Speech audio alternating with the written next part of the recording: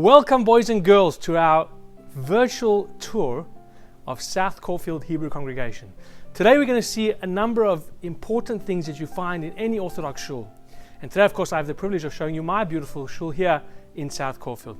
So stick along for the journey and let's take a look around the shul and hopefully see some amazing things to help you get a better understanding of what things you can find in a shul. Let's go. Okay, so the first item we're going to look at is called the Yorkside Board.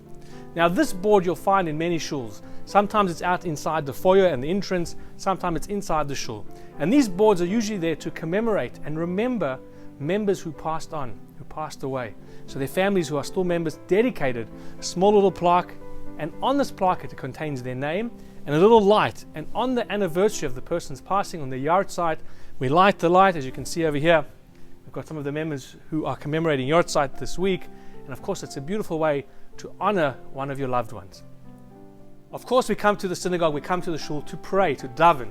Yes, we do come to say hi to our friends and talk when we're allowed to, of course.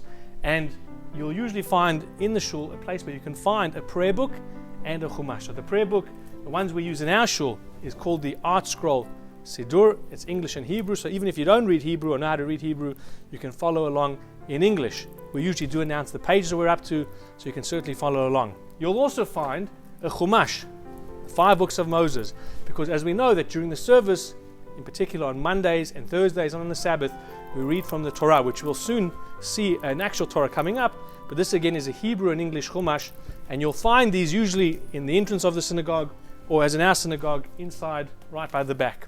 So when you come to shul, look for a siddur, look for a prayer book, look for a chumash, and take them and sit down and enjoy. Okay, behind me, of course, you can see all the seats that the members would sit on when they come to shul to pray. Now look above, you'll see there's actually a balcony with additional seating. What is this all about? And also take a look over there and you'll see curtains, and behind the curtain you'll see additional seats. So in an Orthodox synagogue you'll find that men and women sit separately. Now why do we sit separately? Because coming to shul, as I said earlier, is a time to pray, to focus, to concentrate. It's not about talking to our loved one, to our spouse, to our partner, to our boyfriend or girlfriend. It's a time to talk only to God. So men and women sit separately. Also, it goes back to the temple times, the Beit HaMikdash, when they had a men's section and a women's section. So a woman will sit up on top. Some who can't climb the stairs will sit behind the curtain. And some synagogues are literally divided down the middle.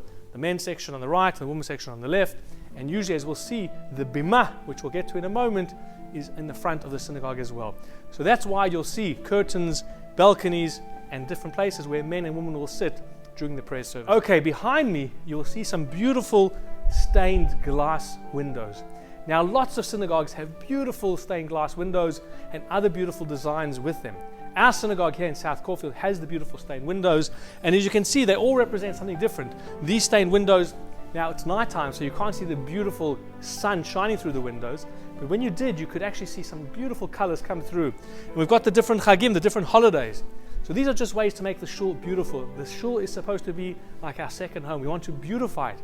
We want to make it holy and special, and that's why you'll find all these beautiful designs of stained glass windows. And just look above me, you'll see there's actually a nice sunroof over here, but it's to the Magen David, the Star of David. Again, bringing and enhancing the beauty of our synagogue. Okay, we are now at the holiest place in the synagogue, the Aron HaKodesh, the Ark, the Holy Ark. Behind me, of course, is where the Torahs are housed. Now, of course, every shul has its different beautiful place, different designs, different magnificent arks that they might have.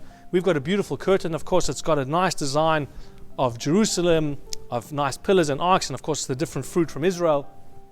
And I'm going to now, follow me, why don't you? We're going to open the Aron HaKodesh. It's usually got a nice string and curtain. So let's open the curtain and let's take a look at the beautiful Torahs we have. Wow. So of course these are the holy Torahs. Now each of them is written by a scribe, and of course the scribe takes usually about a year to a year and a half to write an entire Torah.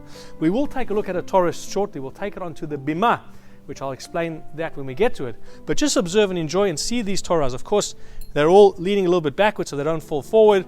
They all got beautiful designs. Remember, this is like a very holy object, a holy possession and prize for us. And so we want to decorate it and adorn it with some really beautiful things. So they've got crowns and bells to know that when we walk we can hear them.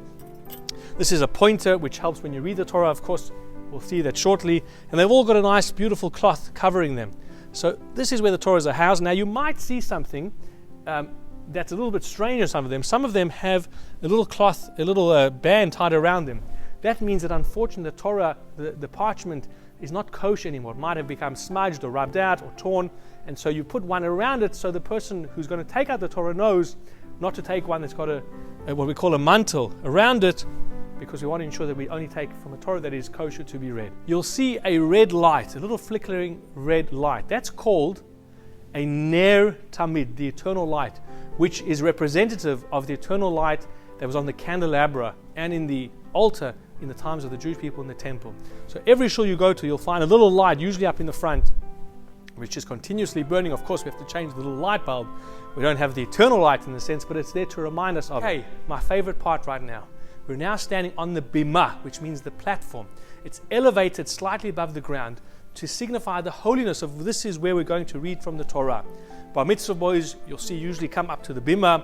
When men get called to the Torah, they come up to the Bimmer, and this is where they read the blessings. There'll usually be a blessing card next to the Torah so people can read the blessings, and it's on here where we will read from the Torah. So I'm just going to show you very quickly what it looks like. So we'll take off the cloth. All right, so this is, okay, we'll sort that out soon. And let's take a look inside. And you can see the words are all written by ink and parchment, ink on parchment, and by a scribe with a feather. Okay, so this is where we read the Torah. We say a blessing, and of course, look how long this is. It's beautiful. This is the whole Torah. I wish you could feel it, but one day I'm sure you can. Now, we do use this little hand because we're not supposed to touch where the words are. So when the person is reading, the Bal Koreh, the person reading, he will just point to so he doesn't lose his place.